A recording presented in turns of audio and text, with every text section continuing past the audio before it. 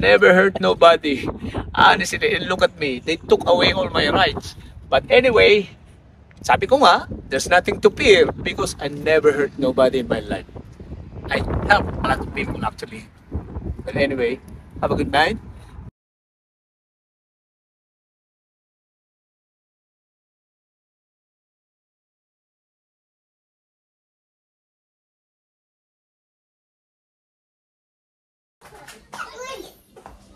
Oh, hi guys, welcome to our vlog today. So this is just a random video. Sign up. Cause guys, nagtapon ako ng garbage doon and meron tumawag sa akin, bumate. And hindi ko masyado pong napansin. Kababayan pala siya sa Pilipino. He's a homeless. I thought he was a pana.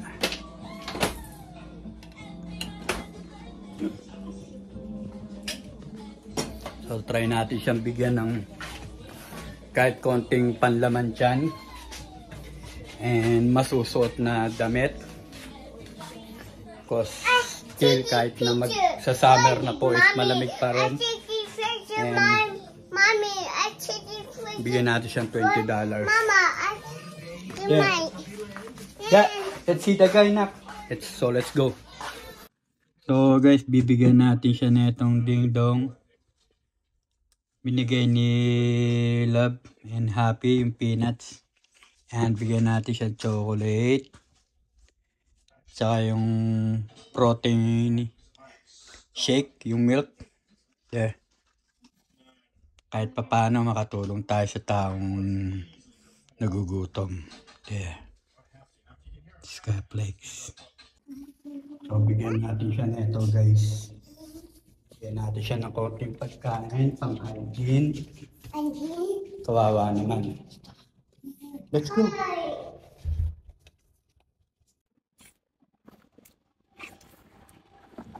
Francis!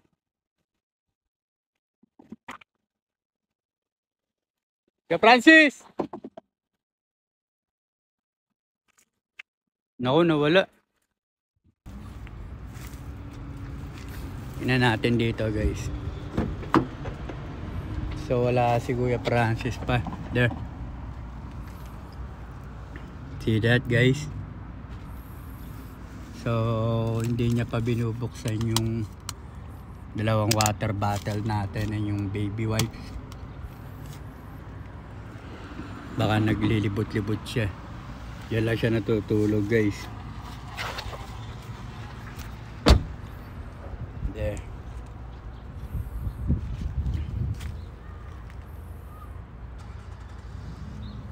Balikan natin si Kuya Francis. Guys, hindi na po natin ibinidyo yung scene, yung moment na nagbigay tayo sa kanya ng konting food and konting pera po. Cause this video is not for show. The next day. Good morning guys. 11:38. So guys, di natin tinuloy yung yung pagbibideo dun sa homeless na Pilipino for his privacy syempre. Say hi. Hi. So ilang days na natin siyang binibigyan ng supply food and yung mga like drinks, yung mga clothes niya, binigyan natin siya para sa privacy ni Kuya kababayan natin na si Francis Kiko Manuel. Nakakaawa siya guys kung makikita niyo. And hindi po natin ginagawa tong video na to. Ginagawa tong video na to for show. Yes. ginagawa natin tong video na to dahil gusto ko po baka sakali makita ng pamilya niya kasi ipopost natin to sa social media. Baka makarating sa pamilya niya. 20 years na po siya mahigit dito sa Canada. And 3 years something. 3 years, tatlong taon na mahigit po siyang homeless. Pakalat-kalat lang sa kalsada. And kung san-san lang natutulog. Kung titignan nyo siya, matino siyang kausap, maayos po siya. Kaya medyo nakakaawa talaga siyang tignan. And pinagtsatsagaan namin kausapin para mapili niya na meron taong kumakausap sa kanya. Like, let's say parang may pamilya siya. Tapos tinignan ko po, chinek ko po, sinearch ko yung background niya sa Facebook. Yung asawa niya. Hi. Yung asawa niya, yung pamilya niya, mga anak niya. 2 anak niyang babae. Canadian po. And matino ang pamilya niya. Maganda yung ano niya, maganda po yung background niya. Before, bago siya nagkaganyan. Imagine 20 years sabay na end up ka lang sa pagiging homeless. Kaya iba talaga rito sa Canada, kailangan matibay ka guys. Matibay ka. Bilang ikaw sa sarili mo. So atin na natin sila love.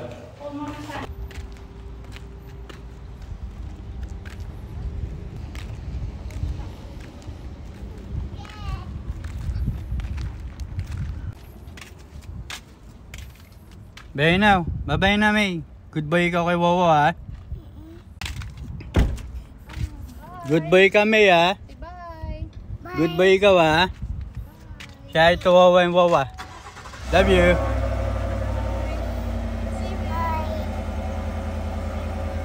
Okay, careful, guys.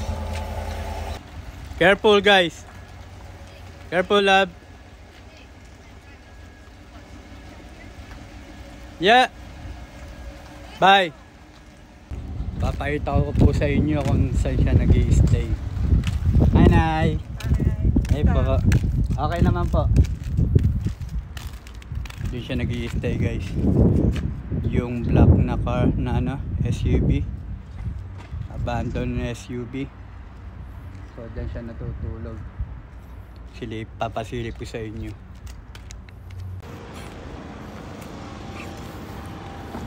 Francis!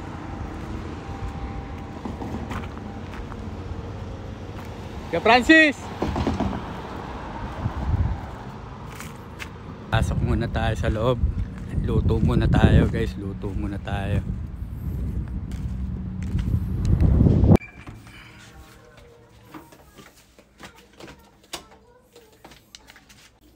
So guys, gagawa na natin si Kuya Francis ng kung anong makakain niya. So bigyan natin po siya na itong niluto ni Love na spaghetti. Bigyan natin ng konting pang taste niya and pepper.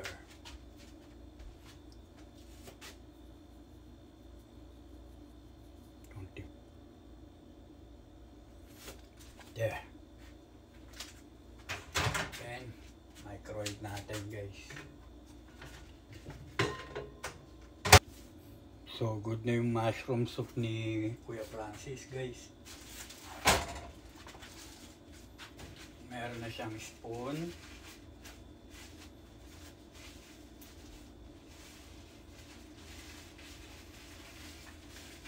Sana walang toyo si Kuya Francis today. Para hindi siya mukhang weirdo. Sama natin natin siyang candies.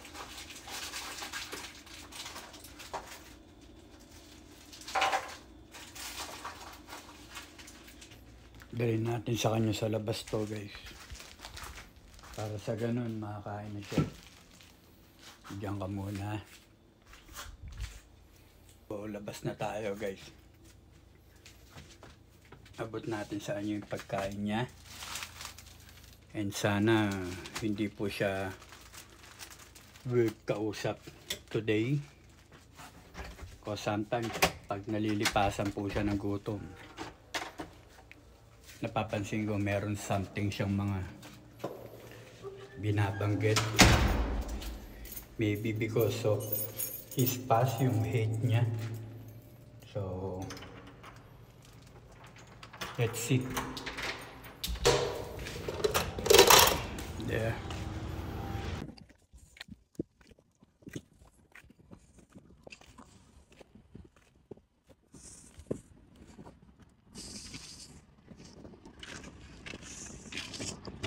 Eto na, andito na si Francis.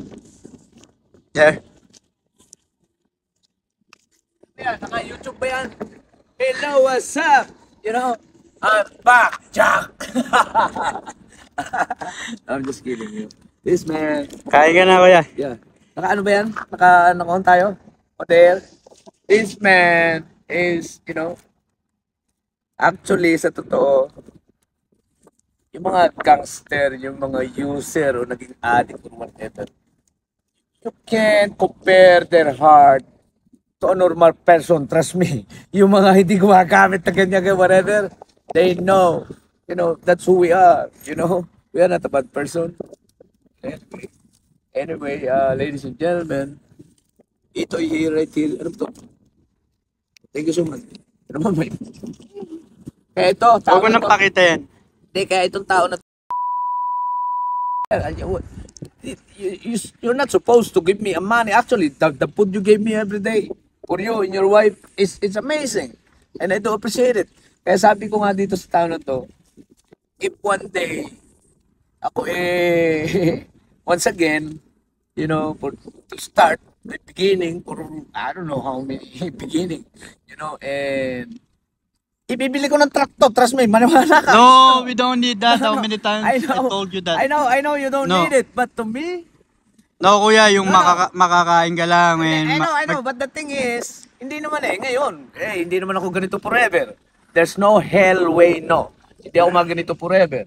The thing is, that is my appreciation to you. Ganun kita kamahal. Kahit truck, bibigyan kita, trust me. Oh, totoo to. No way. Totoo to. No, hindi natin kailangan yun. Kung ano kumain ko yung malilim mo. Ang tagal mo kanina pa kita 2 beses ako lumabas. Pinuntahan kita sa park, pinuntahan kita dun sa kanto. Hindi na, pag-ala ko, nandyan ako sa garbage. Sabi ko, inaasar na yata ako ni Kuya Garbage Francis. bin. Hindi, sa totoo pare, nahiya na ako Biro sa'yo. biro lang. Nahiya na ako yun, actually, gusto ko na mag-move. Nahiya na ako parang ito'y kako. And before I move pare ito'y, do me a favor. Can you search Moni Yamat, my teacher sa Chicago, Illinois? I just want to talk. Yeah, sure. Moni Yamat. I want to talk to him and ask money. Give me some $2,000. Alam mo, nung lumanding ako ng Chicago, supposed to be doon ako pupunta eh. Nung bumalik ako dito, sa Pilipinas. So, cut muna natin to guys. Kakausapin ko muna si Kuya Francis. So, anong nangyari pare? Pakakainin muna natin. Anong nangyari? Tinaport ako rito sa Canada. Canadian ako eh. Ang gusto ko lang, makaano ako ng accommodation kung may magkaano lang sa akin. Pero kung matatawagan ko yung teacher ko, Papakita natin sa kanila yung tulugan mo. kung makaano ako ng, tulugan ko, dyan ako nakatira. So, dito natutulog si Kuya Francis. Kababayan. Bahay lang niya, kamo dito dati. Dito lang. 2 bahay niya, pero na-end up siya sa street ng ganito, kaya nakakalungkot. Dito lang siya natutulog, guys. They take my... Diyan lang siya natutulog. May tinanggal nila ang karapatan ko sa Canadian, actually. You know, they took my rights as a father. I have been divorced for more than a decade. All of a sudden, police, come on, leave me alone. I live on the street already. Sa totoo, yung gobyerno, patay ka na bago ko tutulungan. Sana. Yeah, totoo yan. Nakita ko pa sa sitwasyon mo, Kuya Francis. Exactly. Kung ano hinihingi sa akin na paulit-ulit. Balik ako ng balik doon, wala naman naging resulta. So stop this shit. Hindi ako magbebeg sa iyo kako ng whatever. Pero mo, they pay 2,600. I live in college. I have no fridge. I I have no nothing. I have no microwave. Tapos sa government, kung ang government binigay sa akin yung pera, nai-renew ko yung lisensya ko, nagbabas na ako ng drive, nagtatrabaho na ako siguro, actually. Baka may bahay na ako. How many times did you pay your EI? 4 times a month, kasi dalawa trabaho ko. For 20 years. So, nasaan yung pera ko? Yeah. Nasaan yung pera ko? Because I've been in this situation. They cut all my shit. So, I'm not gonna fight for something that I know I am right. Hindi ako makipagtalo sa'yo. Kung ayaw mo ako tulungan, it's okay. Hindi ako magtalo sa'yo, mabubuhay ako sa street. Nang legal at tama, hindi ako nagnanakaw. Trust me.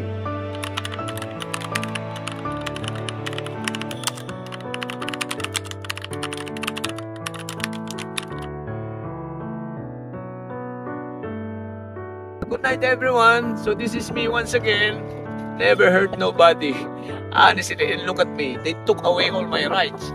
But anyway, sabi ko nga, there's nothing to fear because I never hurt nobody in my life. I help a lot of people actually. But anyway, have a good night. And sana, masabi ko lang ito, yung mga pumunta sa simbahan, you know, sabi nga ni Father, yung Reverend itself ang nagsabi na if there's no love in your heart, magsisimba ka linggo-linggo, ang isip mo, there's no sharing, no caring, tapos nasa simbahan ka, sabi niya, it doesn't count. The priest itself ang nagsabi niya na, that's my point of view too. It doesn't count. If there's no love, there's no God. Trust me. Look at me, I'm on the street. Kahit na may sakit ako, mamamatay ako, hindi ko inaanong sampul yung sarili ko. But that is my belief, my trust, in faith with God. Kahit nasa street ako, I praise and say thanks to God every Sunday or every day. Bago ako matulog. How I wish I die today so I meet Valhalla in heaven para matapos na itong mga masaya na kayong lahat, yung mga nag-judge sa akin dito, yung mga community. There's no price to pay for what you did to me for 3 fucking years on the street. Do you feel me? Thank you. Ito tao na to, taga-Tondo, si Itoy. Pag ako Atoy. Si Atoy, pag bumaliktad ang panahon, Atoy, bibigyan ko ng trakto, trust me. No. Maging okay ka lang, okay na ako. Hindi, at saka kasi, yung taong katulad mo, totoo ang puso nito eh. Yung taong katulad mo, kailangan natin ng taong katulad mo sa mundo. I don't care about your experience. I don't care what you've been through. What I care is you care about humanity. That's the thing. Yeah, kuya, pahinga ka muna. Lalabas ulit ako, dadala kita ng pagkain. Hindi na, okay na to pare. Kahit bukas na lang or whatever. Masyado na akong naano sa'yo. No, it's okay. Kung yun lang ang maitutulong natin. Malagay yung may laman tiyan ka, kuya. And ano pare, nga pala, pakiano mo si Muni Yamat, yung teacher ko. Makahingi lang ako ng mga $2,000, so makaupa ako ng unit. Maka-apply ako ng trabaho. Pangalan again? Muni Yamat. Yamat? Yeah. M-A-T? M-A-T, yeah. Okay. Moni Yamat. M-O-N-I-E. Teacher Okay. ko yun, ng high school. Okay. And guess what? St. Andrew's School. Okay? Catholic school. That's where it's true. Kaya don't. Oh my God, don't Okay. judge. Okay, peace sign ka muna, peace sign. So, let me, one more thing. Don't judge. Sabi ko nga, even my death is my victory. Kahit mamatay ako, it's my victory. Tandaan nyo, nasa Biblia yan. Alam mo kasi nagsabi nun? Si Jesus. Even my death is my victory. Sabi nito sa mga devils. Mga judgmental yan yung community. Sabi ko sa inyo, even I kill each and every one of you. Huwag mo puputulin pare. There's no price. If you want to pay me, we're spare. If I kill each and every one of you, we're spare. Because you owe me life. You owe me life. Look what you did to me. Pati government. There's no price to pay for what happened to me every single day of my life. But I'm a commando. Kaya ako nga, you can't kill me. Okay, kuya, good night. Thank you, pare Atoy. Thank you. Kakatawin kita. Good night. Kakatawin kita. Yeah. Okay. Gabi mo na, matutulog na, papahinga na ako. Thank you. I don't want to bother you anymore. Spend your time with your wife and your kids. Okay. Okay, bahala ka. Andito lang ako. Okay. So, pahingay muna natin si Kuya Francis, guys. Nakakaawa din si Kuya Francis. Pahingay muna natin siya. Balikan ko kayo. Peace.